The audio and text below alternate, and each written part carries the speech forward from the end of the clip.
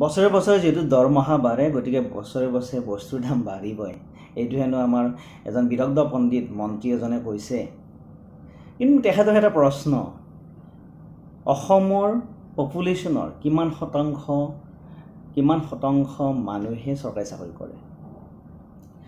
যদি 31.98% এতিয়াও আমি পভাৰ্টি লাইনৰ তলত আছোঁ বিলো পভাৰ্টি লাইন তেতিয়াহ'লে এই 31.98% দৰমহা কেনেকৈ বাঢ়ে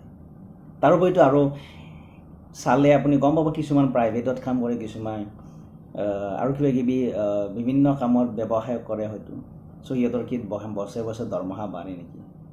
এইবিলাক আপোনালোকে কি অযুক্তিক কথাবিলাক কিয় কৈ আছে আপোনালোকৰ কি হৈছে কি তাৰমানে আপোনালোকৰ জ্ঞানৰ অভাৱ হৈছে নে আপোনালোকে এইখন আপোনাৰ অসমখন নিজকে বুলি ভাবিছে নে কি বুলি ভাবিছে তাৰমানে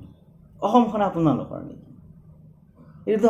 আপোনালোকে চৰকাৰৰ আজি সেই শাসনত আহিছে সেই বুলি গোটেইসমূহ আপোনালোকৰ নহয় আপুনি কিয় যি টি কথাবিলাক কৈ থাকে অলপ ভাবি চিন্তি ক'ব অলপ জনা শুনা মানুহৰ দৰে কথাবিলাক ক'লে আমাৰো ভাল লাগিব আপুনি এজন অসমৰ প্ৰতিনিধি এজনৰ পৰা এনেকুৱা কথা শুনিবলৈ আমাৰতো অলপ বেয়া লাগে ন আৰু এটা কথা সেইদিনা বেলেগ ৰাজ্যৰ মন্ত্ৰী এজনে আহি আমাৰ অসমৰ মন্ত্ৰীসকলক সংস্কৃতিৰ কথা শিকাই থৈ যায় এইটো বহুত লাজৰ কথা মই নিজকে বহুত লাজ পাইছোঁ এজন অসমীয়া হিচাপে চিনাকি দিবৰ কাৰণে এইবিলাক কথা পৰা শিককচোন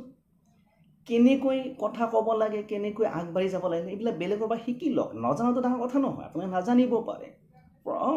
জ্ঞানৰ অভাৱ থাকিব পাৰে শিকি লওক বেলেগৰ পৰা শিকি লওক আপগ্ৰেড কৰক ঠিক কৰক এই যা তা কথাবিলাক নক'ব এইবিলাক কথা ক'লে আমাৰ সমস্যাৰ সৃষ্টি হ'ব ন মানুহবিলাকে কি ভাবিব আমি ক'ত বাস কৰিছোঁ এজন